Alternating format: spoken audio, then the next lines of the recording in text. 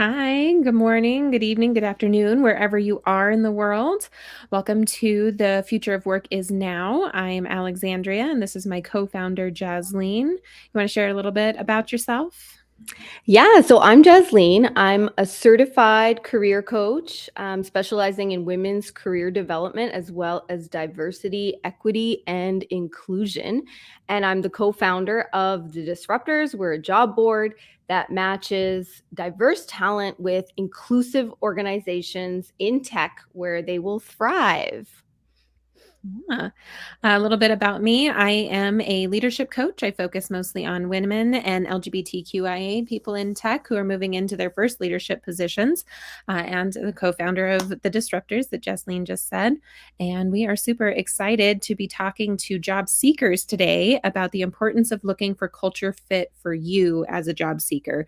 So, if y'all joined us last week, we talked about hiring for culture add versus culture fit, but that's a little bit different when you're a job seeker and looking for a company that you can thrive in. Jasleen, why do you think seeking culture fit is important for job seekers? There are so many reasons, but I wanted to share a really compelling stat. So Muse did a study and they coined this term called shift shock, meaning you started an organization, you quit your old job, you started a new organization, and you're going through sort of a culture shock of sorts, and it's not what you expected. So, in this study, over 70%, closer to 75% of the people that they surveyed who quit a job found that their new company to be very different from what they were led to believe. And so almost half of those respondents said that they would go back to their old job if they could. And so, we're Alexandria and I both do a lot of career coaching, and we've seen this happen. And so we work with our clients to really understand, okay, before you move, you need to not just look at, surface level on, what's on the job description or what you've, the public image of the company, but you've got to go deeper in terms of understanding yourself, understanding the culture, and understanding whether that's going to be an environment that you thrive in. Mm-hmm. Because often we internalize these things and we kind of think that it's all about us and it's all about, our skill set, and we can always do better. But often, no matter what you do, there could be a culture fit that is such a clash that no matter how much you adapt, you aren't going to be fulfilled there. You're not going to be productive, because it's just not, in order to be seen and valued at that organization, you're becoming someone who is just not you. Mm-hmm. Yeah, at a shift shock, I can definitely relate to that. I have taken more than one job that I got there and I was like, "Oh, this was not it." Cool. I don't know what you sold me in the interviews, but what you're actually have in front of me is not it. I think one of the biggest ones that was probably the most frustrating was I was super excited to join this company. And in the interviews, I was like, cool, like they're investing in the tech department. They care about innovation. They're looking for interesting solutions moving into the future, which for the company and the industry, it was kind of unheard of, right? It was an industry that was kind of lagging behind in the tech realm. And so I was super excited. And I'm a process and procedure person, and they wanted me to come in and create those processes and procedures. And then I get there and like everything I try was roadblocked. They wouldn't backfill positions that became open. So we ended up super, super short staffed all the time. And the work just kept piling in. And I'm like, what? It's sort of like the catfishing of the corporate world, right? Like, your public profile has nothing to do with who you really are. It's about the aesthetics, Mhm. right? It's those vanity metrics that we're putting Right. out there that seem really great on paper. Oh, you got a swimming pool and you've got all these benefits and perks. But at the end of the day, like, is it going to really be a challenge for you to work there and do what you do best and let your strengths shine? Like, that Mhm. is the key. And I think for me, like, I'm very much an advocate for DEI, obviously. And so I'm always asking those kind of questions because it's easy to put, and we talked about this in a previous podcast where we were, looking at, on your website, you could hire all sorts of diverse models and put up all sorts of articles that make it look that you really care about DEI. But Mhm. often it's not really what's happening on the inside because people truly don't understand what that means. The Mhm. leadership is new. Maybe, sometimes it's not that they have bad intentions. It's that they're just inexperienced. And we're here to help leaders with that as well, to kind of lean into that space to understand, moving from like that manager command and control framework to a more inclusive, inspiring type of leadership, which is not just good for your employees and the well-being of everyone in your organization, but it's going to make your business more successful. It's going to help you really understand your customers, all of it. 100%. And I think also building on that, like talking about like, it's not necessarily bad intentions, right? The company may have really thought about their values and what they wanted the culture to be. And the executive team at the top may think that that's what's being implemented further down, but they're disconnected or unaware of Mm, what's happening in the actual day-to-day culture or yeah, even in the microcultures across departments, because I've definitely seen that in organizations that yeah, there are microcultures within a larger culture that you may think the company as a whole fits, but then you get in and you're like, oh, this team isn't aligned, right? And so that's why it's absolutely. super important to be asking the questions, doing the research, knowing what it is that you're looking for as a job seeker so that you can get the information you need. Because depending on what you're looking for, because not every culture is for everybody. And Mm-mm, that's okay. Whatever it is that you need or want in your workplace, that's for you, and you should mhm, know that and seek that. And there isn't a one size fits all culture. Like yeah. it just doesn't exist. We spend a third of our lives at work. Where we work Yeah. matters. Yeah, and I think it's important to really understand what culture is, and we talked about this in detail. So listen to the last podcast before, like to really get into the heart of what culture means. But it's not just like the culture and traditions that we were brought up in, our country of origin, our race, all of those sorts of things. But it's also our work style. It's the type of environment, like whether you work at a startup or a very established company. This is something that I always work through with my clients because if we're applying everywhere, we really need to understand where are we best suited? What kind of environment? Is it going to be a fast-paced environment? Are you okay dealing with chaos? Some people thrive in chaos, Yeah. right? Where other people, they need structure and routine, and for those who thrive in chaos, that is really boring and they don't want to be in that run and maintain space. And we're all sitting on that in some shape or form on that spectrum where maybe we can operate in both environments, but it's about really thinking deliberately about the strengths that you're bringing to that and how those fit in as well. The strengths, and also like how do you do your best work, right? What do you need to do your best work? Is it a quiet, non-interruptive space, or do you enjoy like an open desk situation where you get to go talk to a bunch of people? Like, do you need to be at home so that you can schedule your meetings and be prepared and be an internal processor? Or do you like those like promptu whiteboarding sessions that there Yeah. could be five of you that go into a conference room and start putting everything on the whiteboard? Yeah. Like any of it is good. It's just the right environment, right? Yeah. And knowing how you get to show up in your strengths and they shine is super, super important to being able to find a culture that you can fit Yeah. in. And not to put you in a box either, to say, okay, I fit in this culture and don't fit in this culture. Because I'll give you an example. I'm an extrovert. And so I get my energy from people. The busier I am, the more I'm interacting with people, the more work I get done. But Mhm. I work from home. by myself, just me and my dog. And so I have to look for deliberate ways to get that connection, to get that interaction. And so there's always creative ways around it, but it's really understanding yourself, understanding your values, understanding your strengths, and all the different ways that you can use them, and all the different environments that will value you for who you authentically are. Hmm. Which also leads into, if you come from a community that is underrepresented specifically in tech, it's also super important to find a culture that will support you and you won't have to be dealing with microaggressions or inequity and the constant re-traumatization of what that can be Mm, in a workspace.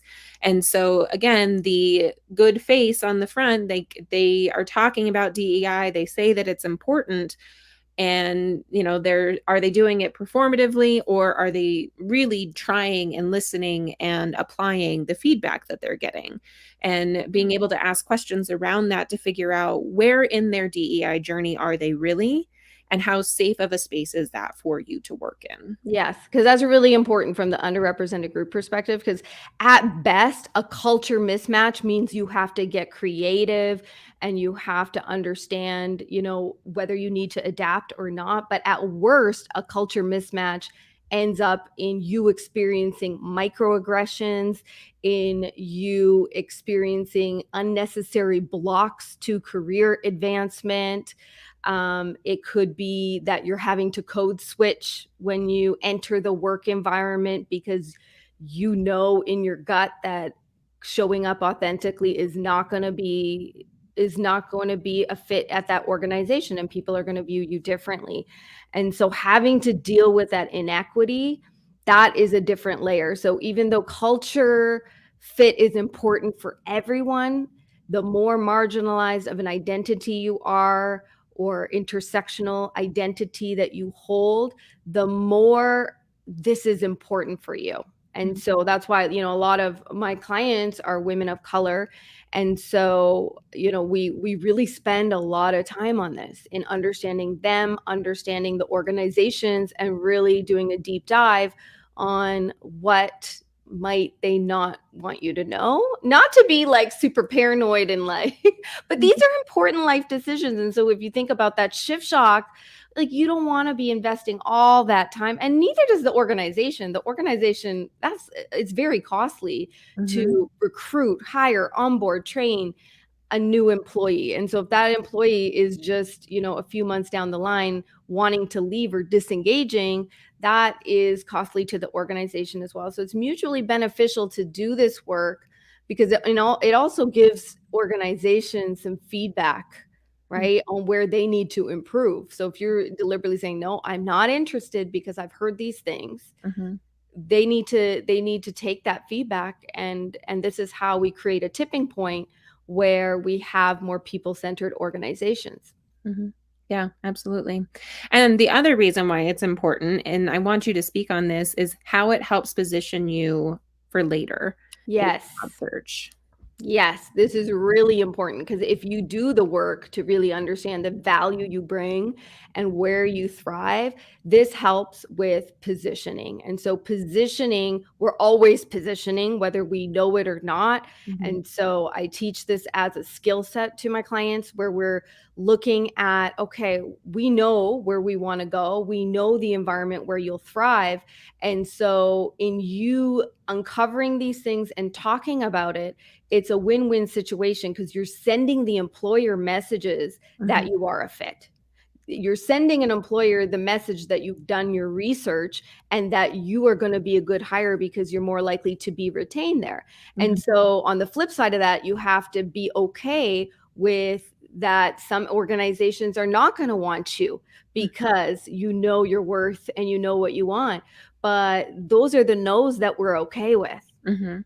And in my experience, when we're positioning and we're working this way, when we're narrowing our target in terms of, you would think that, like, psychology would trick us into believing that the more organizations we apply to, the higher our chances are. Mhm. But the more you do that, the more you dilute your messaging, your positioning, your value to that organization. And so we're really trying to get crisp and clear on who you are and finding those matches that are just going to be places where you will thrive and where the organization is going to love you. Mhm. Right? So it's easier for you. It makes the job search process more fun. It makes it less stressful Mhm. because often a lot of the limiting beliefs and anxiety that we get in interviews is coming from a place where we're afraid of being judged. Mhm. And we're more likely to be judged by people who aren't going to value our diverse skill set. It's true. Yeah. Which leads into how do I determine what kind of culture is good for me? And I think we've already touched on a fair amount of it, right? Knowing your value, your strengths, your work preferences, being able to go through and essentially write a read me document, right? You and I have done Yeah. those for each other, and I've used them on my teams, and they're super helpful for being able to evaluate yourself and think about, oh, how would I tell somebody how to Yeah. read my calendar? Like, how do I want somebody to approach me if they need support? Can they text me? Do I like impromptu meetings? Can they just throw something on my calendar? Or do I want to be warned? Being able to know those things, like you talked about, the fast paced environment versus super predictable, Mm-hmm. all of those things matter, right? Like I'm a person who super enjoys the fast-paced, changing environment where I get to focus on a lot of different things at any given time. Some of my favorite jobs have been in triage departments Yeah. and being the firefighter essentially. Not everybody likes that. I Not had everybody people likes. on my team that was like, "This is terrible." And I'm like, "Okay, fair." Like, but the Yeah. next piece is doing your research and knowing what your deal breakers are, right? So if Mm-hmm. you think about the jobs that were your favorite or the jobs that you were like, absolutely never again, not going to do it, and listing out why. Yeah. What was it about the job that you loved? And how Mm-hmm. would you know if you found it again? What kind of questions could you ask? Or what kind of tells would be there for you to know, oh, this is similar to what I've had before, or nope, that's a red flag, and I am staying as far away from it as I possibly can. And one of the things that I walk my clients through is a gold, silver, and bronze scorecard. And essentially, your gold standard is this is a perfect job for a perfect company. I cannot believe I get paid to do this for this company. And what would be the criteria for that? What would be your checklist that would put Mm-hmm. that in that gold standard? Do you have salary that you're trying to reach? PTO? Is it flexibility? Remote? Is it they have ERGs? Is it they have X percentage of their leadership is from underrepresented communities? Whatever it is, Mm-hmm. listing that out. They have free snacks. Next. That is not culture, by the way, if there's employers listening. Uh, and then on the other side, the bronze, what is your minimum? For Mhm. you to be engaged and happy at work, what are the minimum things that you need to have in place? Yep. Again, minimum salary, is there minimum Yes. PTO, benefits, um, travel, whatever it is, knowing what those are, and then having a checklist that you can go look at when you are evaluating companies and evaluating jobs so that the decision's already made, right? You just have to match it against your checklist and say, oh, yeah, that's gold, or that doesn't quite have everything, that falls more in the silver, or that doesn't even meet my baseline. And then you can move on past it so that you're Mhm. not stuck on, oh, well, should I or shouldn't I? It's okay to go after what you want Yep. and own that piece. And going back to what you said before and also asking why, right? Because Alexandria and I, we love to ask why. We're coaches because why is really a value elicitation exercise. It's understanding your values. And often when I go through this with people, it's interesting to see how their values evolve throughout the process because we have extrinsic values and intrinsic values. Mhm. And so extrinsic values are things like salary, the company's status, what that perceived status would be for you if you were to take on a specific job title. Mhm. And the intrinsic values, that's really, what that shift shock stat is really speaking to is what truly inspires you, what truly motivates you, what energizes you, Mhm. what because that's the work that actually will lead to higher salary and more career options later down the line, because you're really performing well and with ease. Because Mhm.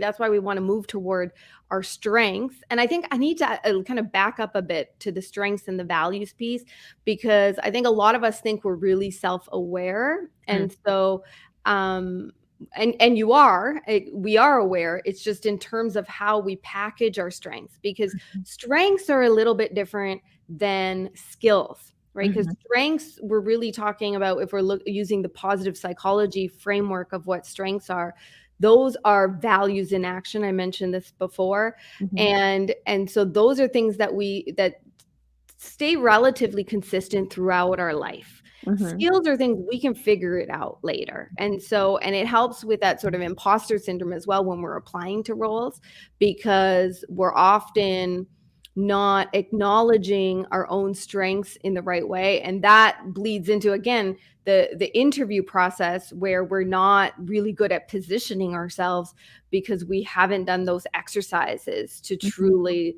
like, and then mock interviews become less important because we know ourselves so well that Mhm. we can kind of speak to the value we bring in the environments we thrive in.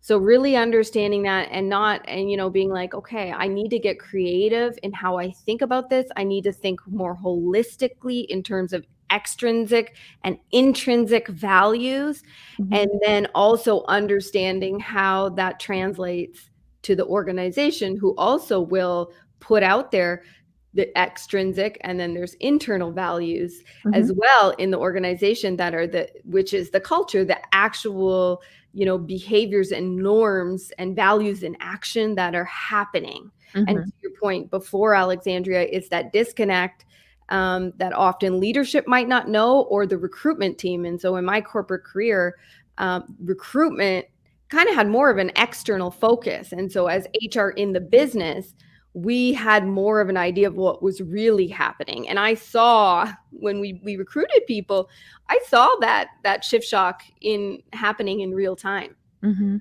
and I had to walk people through that. Yeah. And it was not easy, especially when we were moving candidates across the country, or across, internationally.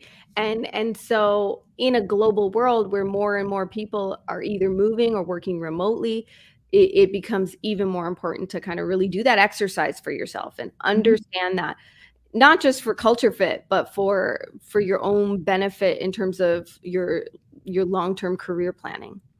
Well, yeah, because long-term engagement is a piece of what they found is a part of having a fulfilling life. So, Mm, the PERMA theory, their research study found that there's 5 pieces of fulfillment. So, it's positive emotion, engagement, meaning, relationships, and achievement. So, that doesn't just apply to your overall work or your overall life. It's also in microcosms, like within your work itself.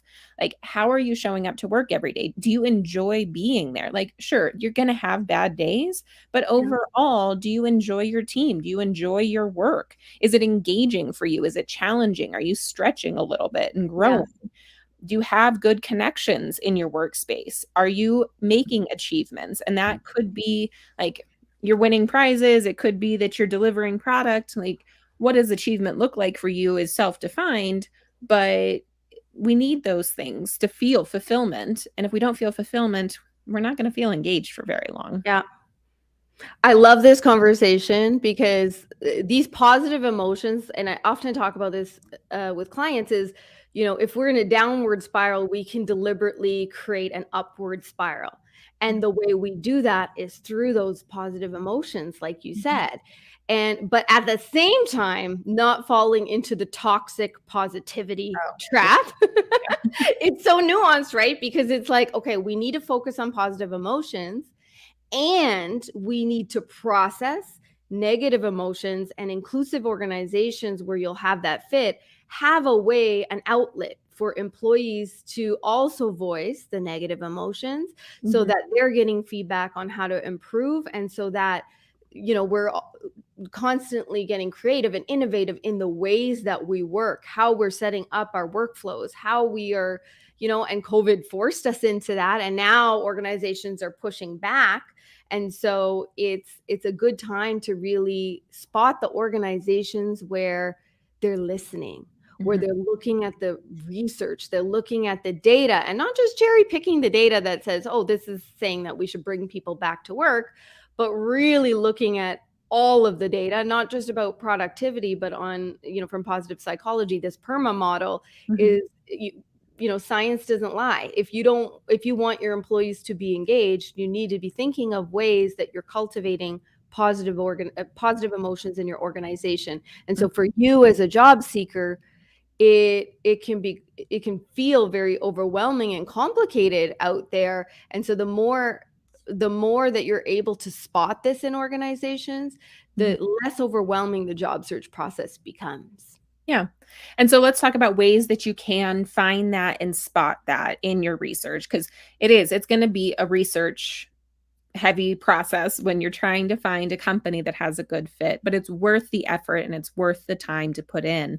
And multifold, not only do you get to find an organization that you're a fit for, but it's also side prep for the interview. So it's beneficial all the way around for why you want to do this research. But you can go on Glassdoor, Fairy God Boss, Fishbowl, even like looking at LinkedIn and what people like, just Google searching what people are saying about the company.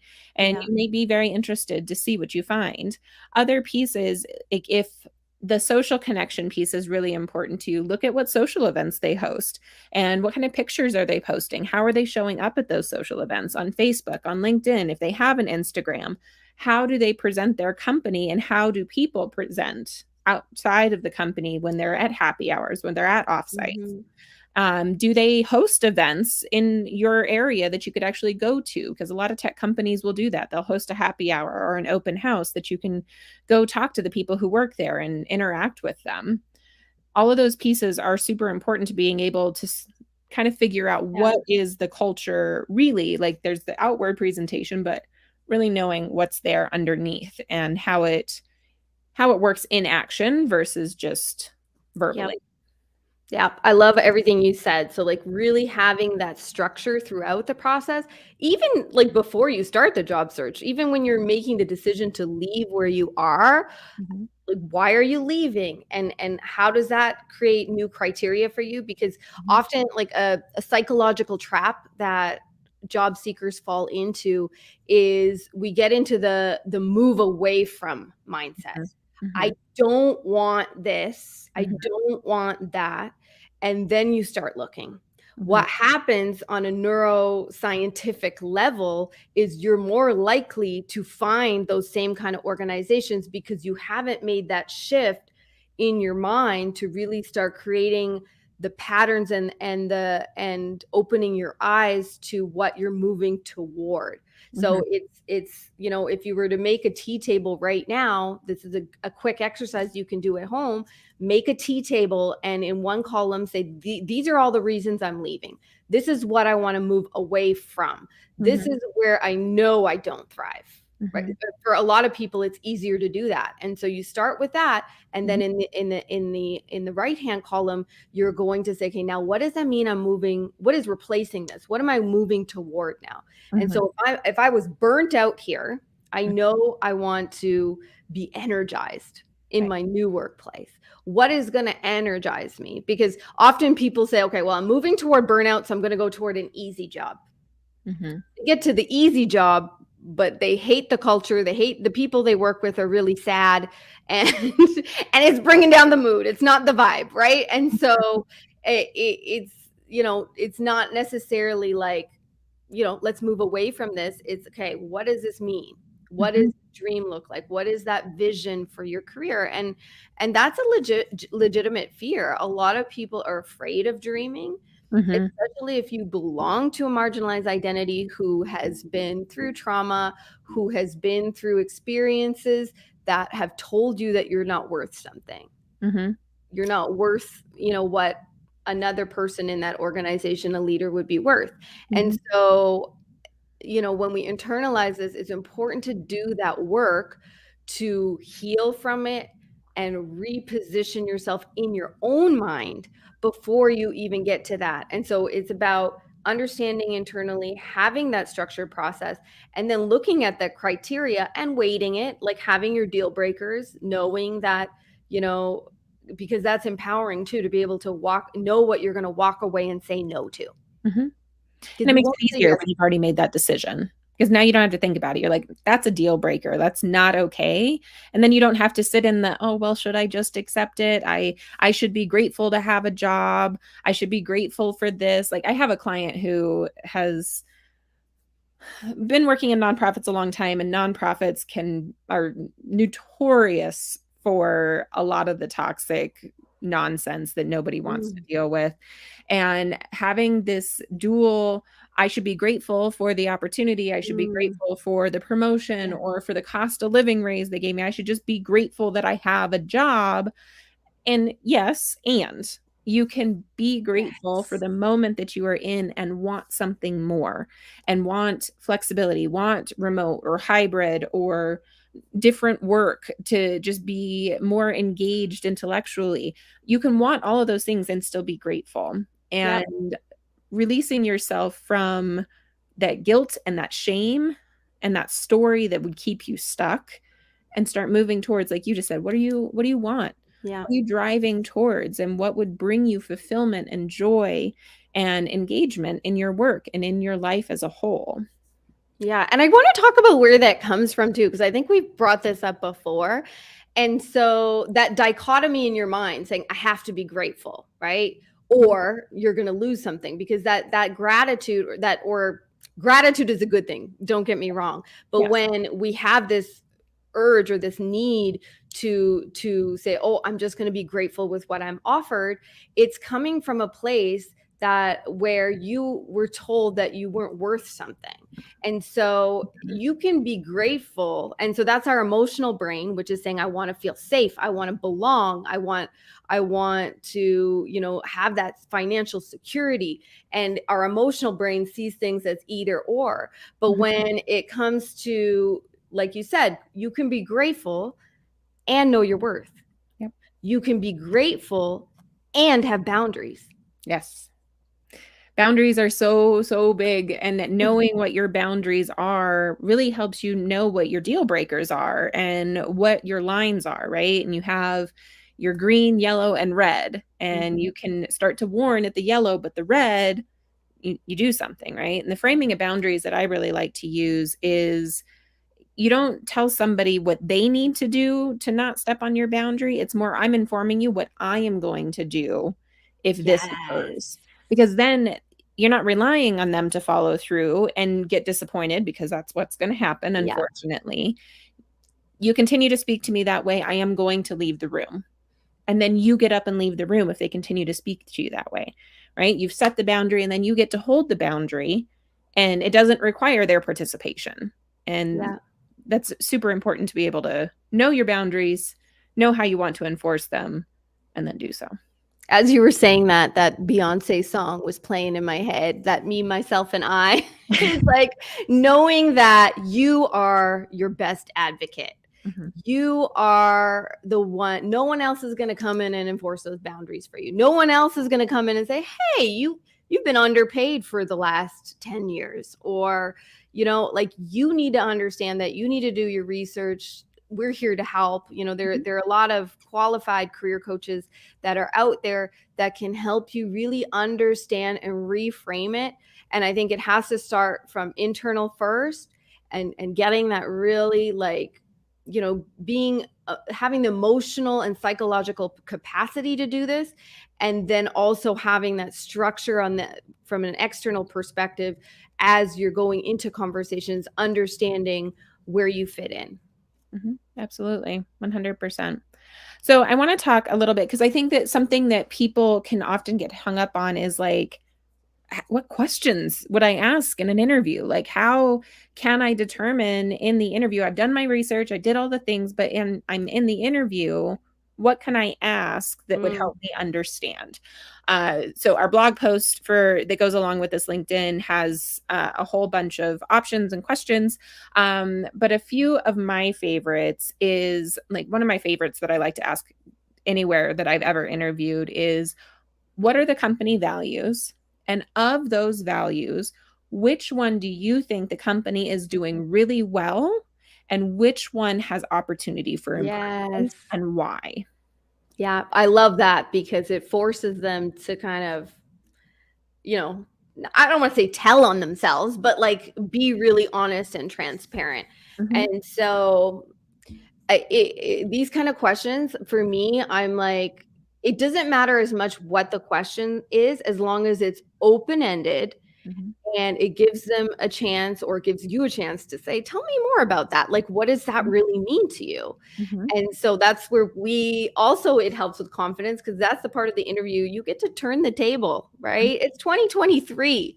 We are interviewing them too. This is where we're going. This is the future of work, right? Right? We are interviewing them as well. And so we need to come in with really thoughtful questions, because not only is it going to give you insight into the internal culture, mhm. um, not always, because some people are really like good, like politicians at skirting these questions. Right. But you really need to, you'll be positioning yourself as a thoughtful leader, as a thoughtful value add employee, Mhm, because this is what people want in their organizations. If they know what's good for the health of their organization, they mhm, are hiring critical thinkers, they're hiring creative minds. mhm, And so this is how we get into creativity, is through this open-ended, let's have a dialogue around this.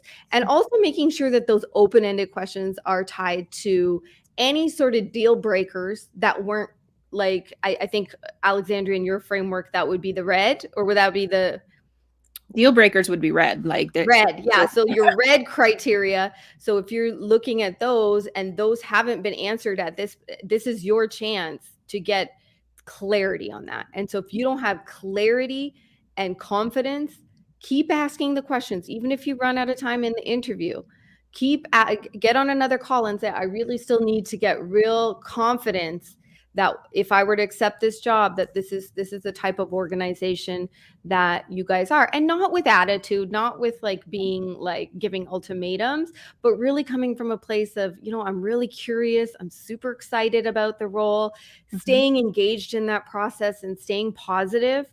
Because I think often we can kind of revert to, because I mean, on the flip side of learning that you need to set boundaries, it can come across as it's all about you. So framing it in a way that it's still about them, and that I need to know that this is the type of organization that you are, because I will perform better and everything will be better for you as well. yeah, for sure. I mean, that's a core negotiation technique, right? Like, if anybody's read any of Chris Voss's work or listened to any of the videos on his company over at Black Swan, the whole framing of, here's what I like, why this is important to me and why I need this, right? Mhm. So the whole, it's really important to me to be able to show up fully in my job so that I can provide top quality work. Some of the things that allow me to do that are X, Y, and Z. What does that look like here at this Mhm. organization?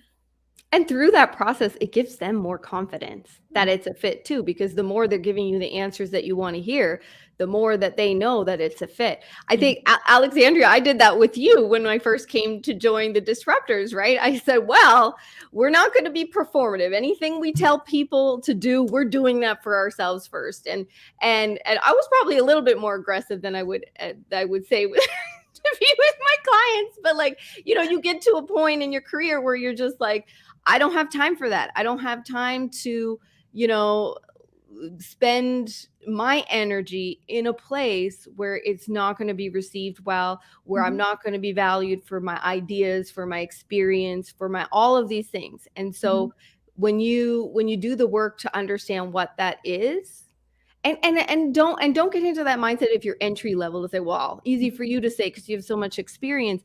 If you are new to this game, you're still bringing your strengths. mhm, And you got to remember, when you're entry level, you're cheaper. right? And so what's happening is there is a war on talent even at entry level, at the lower levels of the organization, because when you see a lot of layoffs, they're taking a lot of those high salaried employees and laying them off, and they're sometimes having to hire 2 or 3 more entry level people to make up for some of the gaps that are left in the organization. Mhm. So don't fall into that trap of saying, well, not me. I don't have anything to offer. You do. And You do. if you don't feel like you do, again, it's really important to work with a coach, do the work Mhm. to build that confidence. And being able to talk about your strengths, right? Like there's a couple of different entry level type framings, right? Are you fresh out of college, you're a student, this is the very first job you've maybe ever had, or the jobs you've had previously, maybe it's been retail, restaurant, something. So like you have some work experience, but not in the industry that you're going into. You Hmm. still have strengths in the way you think, the way you problem solve, the way you articulate yourself. All of those things can be strengths. And looking at the job and knowing what problem are they trying to solve with this position and how can I be that solution? That's your framing. That's what you're bringing to them because that's where you Absolutely. showcase the value.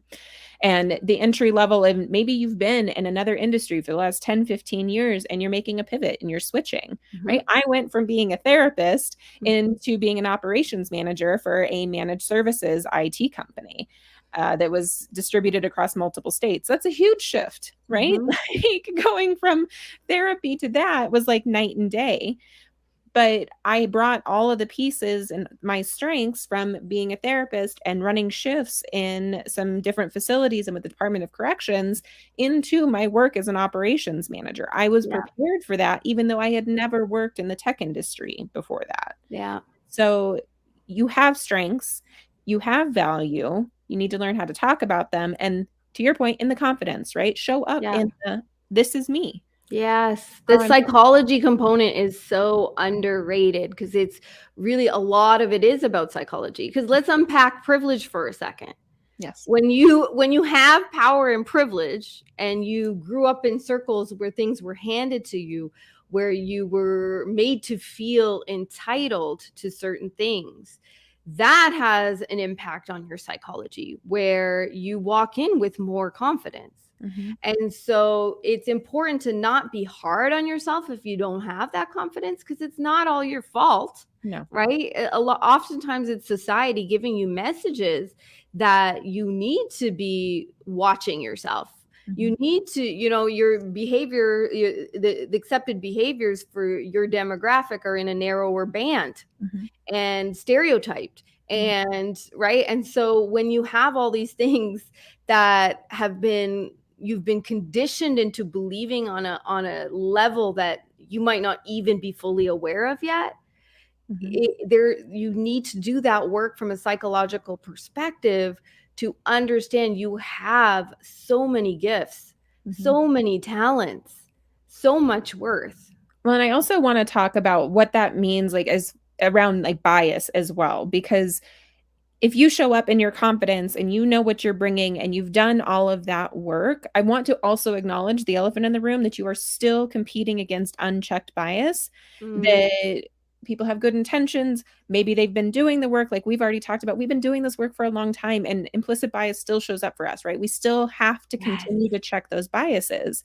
And there are strategies and tactics that are recommended and suggested to people from underrepresented communities Yeah. as ways to get their resumes through, as ways to make those connections.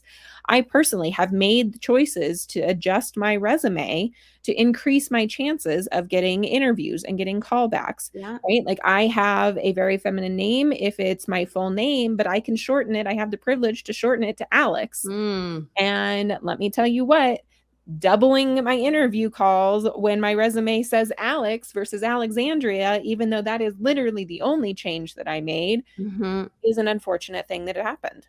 Yeah, and they've done lots of studies on that where people change their name from a foreign sounding name. For those of you on the podcast, I am doing air quotes Mhm. if you're Yes. listening to this. You can hear the So sarcasm dripping in the voice. yeah. So if it sounds unfamiliar, even sifting through resumes really quickly, people don't realize Mhm, that that bias is there. And mhm, so, like you said, if you're working against the hidden bias, I've had a client who because part of my structure is we have all the mock interview prep, everything, the positioning, but then we also have a section where we cover hidden objections that might not be said.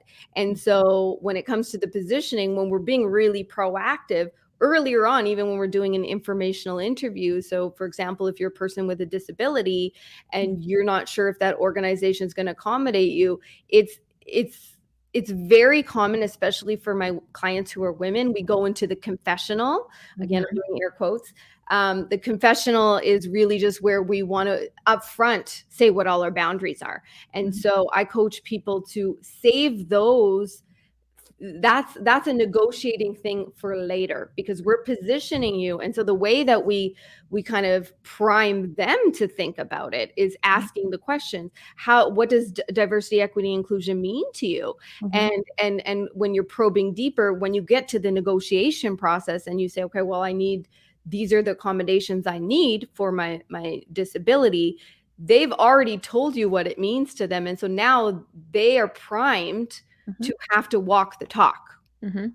right? Yeah. And that's another negotiating tool, is to think about what might those objections be. There's some of those objections we can verbalize. Some of them are still going to be invisible. Mhm, It's really hard to, but the way we try to get people to be more aware of it in the interview process, because I mean, in different environments we have different ways of bringing this awareness, but in the interview process it's through the questions and it's through telling them what we value.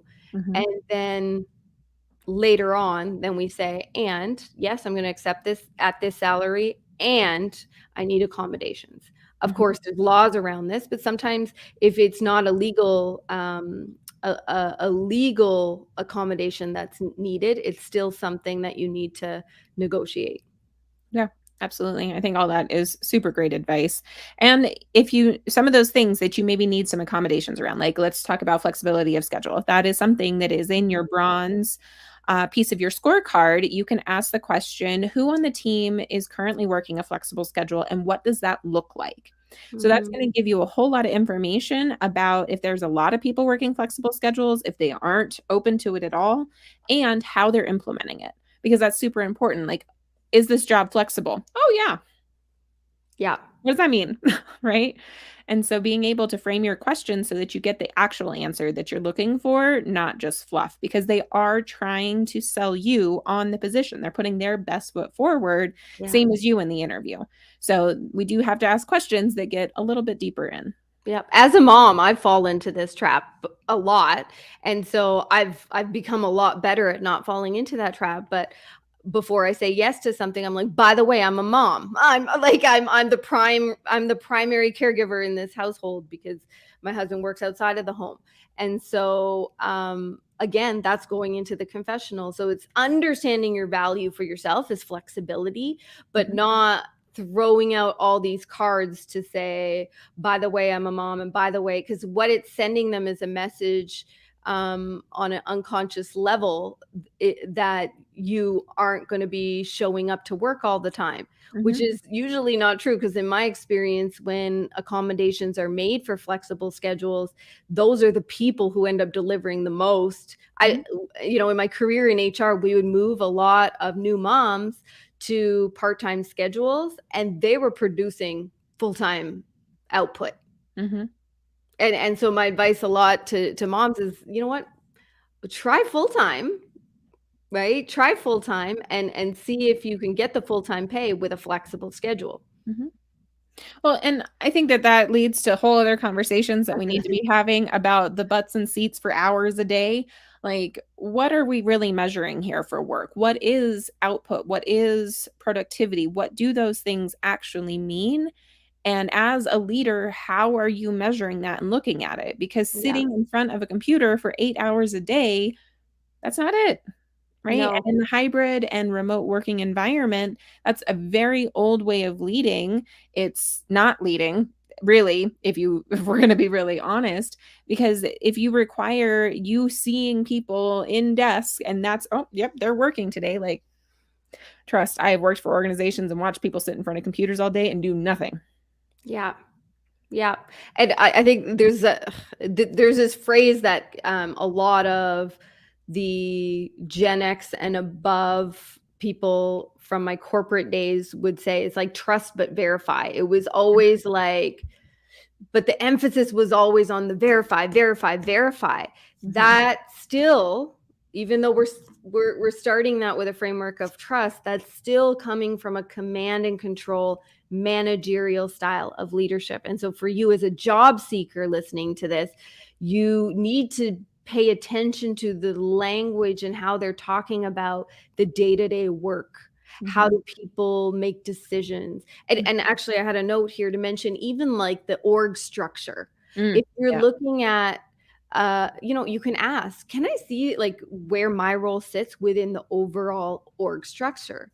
Because you can kind of see if it's a flatter structure, the idea is that hopefully we've got more decision makers Mhm. versus relying on that hierarchy, because the hierarchy is where that command and control comes in, because you're saying, okay, you're responsible for these people and you're responsible for these people, and it's more about the responsibility. It's almost like babysitting, Mm, where a flatter structure, the reporting relationship doesn't even matter as much. What matters most is that you're inspiring and encouraging and creating an environment for people to thrive. mhm. Yeah, I think that that's a great point out, and another thing that can give you a whole lot of information about the day-to-day activities and running. Another good one is asking, "How do meetings start?" And, "How do you measure whether a meeting was effective or not?" Yeah. Because if you Yes. have a lot of meetings on your schedule that are ineffective, right, it's a bunch of time wasted, and nobody wants that, right? So having an understanding, like, are they trying to make connection in the meetings, or are they diving straight into agendas? Either way is fine, but know what you need and being able to figure out what that looks like for that organization, but also how do you measure effective meetings and what's the purpose of meetings? Is it to have Yeah. more meetings? Because I've definitely worked for those companies and Yeah. nothing ever gets done. Or is it to really make decisions and to collaborate and move forward in processes? Mm. Another question that just popped up as you were saying that is, how do you as an organization manage change? Mhm, How do you create change? How do you inspire change? When you're implementing change, mhm, how do you look at that as a system? Because that's something, especially like from my HR career, that I've seen done well and I've seen done more often than not very poorly, mhm, because we focus on the process and the structure and the financial pieces, but we don't focus on the people and the mhm, stages of change management and how and again, like, a new organization is not gonna be that good at this yet, but just hearing kind of even the language around how they're aware of it, what their awareness is of that, and what they're doing to try to grow and develop in that space. mhm, Because, like, layoffs, for example, you see, like, how organizations, that's one of the pieces you could do in your research, is how did that organization manage layoffs? Because even just the fact that you're doing mass layoffs means that you were making poor decisions that weren't taking into account people's livelihoods. mhm. And so maybe you were hiring too fast, maybe you were, I know they say hire fast, fire, or what is it? Hire slow, fire fast. I don't know. What is the saying? I But think that anyway, depends on what camp you live in, so yeah, so I don't really believe in that. I'm not in that camp. I'm in the camp of hire deliberately, hire for the skills for the future, Mhm, and then you're not in a place where, and invest wisely as well. And mhm. you're not in a place where you're having to, there are other ways to create agility within the organization, not just cutting off an arm of the organization and not managing for how the rest of the people left are impacted. Yes. I think how a company if you get to see how a company manages layoffs or they've had to navigate potentially laying off, and like, was there anything done to avoid it? Or, there's a lot of opportunities there, because having a Zoom meeting in which you lay off everybody who showed up to the Zoom meeting, that's not it. No. That's not it. And we have seen some very atrocious examples of what bad looks like there. But I wish we did showcase a little bit more of what good could look like, right? Like, Yes. how did they handle the human element? Did they provide you not only with your severance package, but with maybe career coaching and to help you get positioned for your next role? Are they offering letters of reference? Like, why did they give you feedback on why you were chosen as a part of the layoff versus somebody else, so that Yeah. you have an opportunity to grow?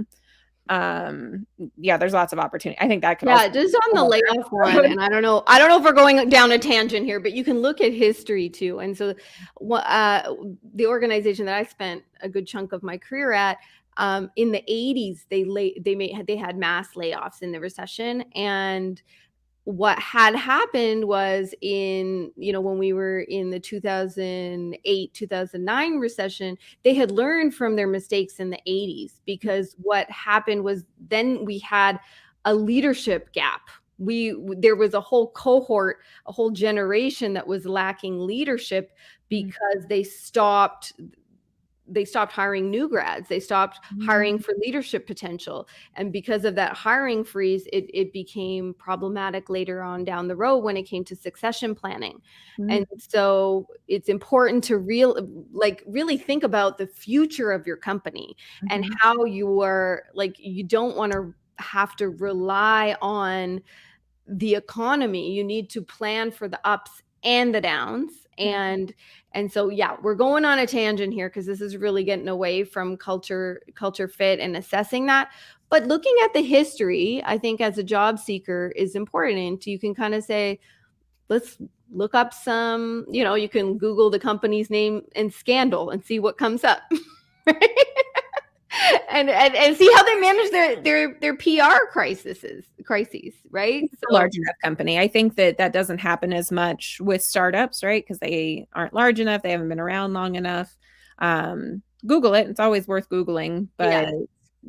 being creative. And so as we near the end of this, like, just kind of going back over, it's important to be able to find a good culture fit so that you can thrive, you can show up in your best self, so that you have the longevity and you don't burn out, because nobody wants that, right? So the ways you're going to do that is you're going to understand yourself, know your value, know your strengths, what do you need from your work, and how to ask for it. You're going to research the company online, all kinds of options for how to do that. Read reviews, talk to people, see if you can make connections with people that on the team that you would actually be working with is the best life. Also potentially be able to ask for a referral if you connect well with them. That could be a bonus of that. And making your job search intentional, right? Not just mass applying. I'm applying for positions that provide these things. Having your gold, silver, bronze checklist, knowing what you're going after, and then being prepared with questions that you can ask when you do have conversations with people, whether it's the networking conversations or it's in the interview, that get to the core of what you need in your working environment. Mm-hmm. Do you have anything that you want to add to that? No, I think that's all good. I think we'll probably, if there's anything we missed, we can put that in a blog post so that you have like a comprehensive list. But I also want to stress the importance of doing the inner work as well.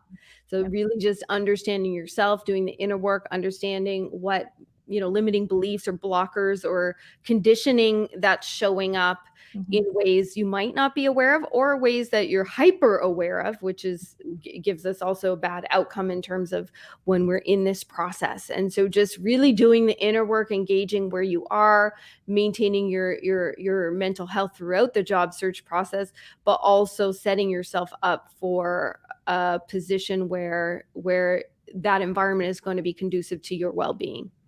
Yeah, absolutely. So as we close today, if you enjoyed today's episode, please let us know in the comments what value you took from it. Share it with somebody who may find it impactful as well.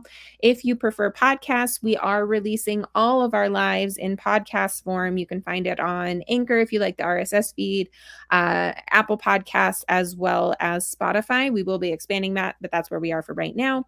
We're on all the social media channels at Job Disruptors. So give us a follow there, reach out to us if we can be supportive to you. Both Jasleen and I are coaches, and we can help you in your job search.